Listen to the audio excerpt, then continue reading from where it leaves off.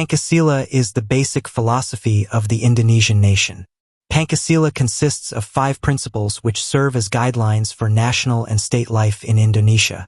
The 5 principles are: belief in the Almighty God, recognizes the existence of the Almighty God and respects the freedom of every individual to embrace a religion according to his or her beliefs. Just and civilized humanity, upholding just and civilized human values and respecting human rights. Indonesian Unity, maintaining the unity of the Indonesian nation. Democracy led by wisdom in deliberation/representation, carrying out democracy through deliberation mechanisms to reach consensus. Social justice for all Indonesian people, realizing equal social justice for all Indonesian people.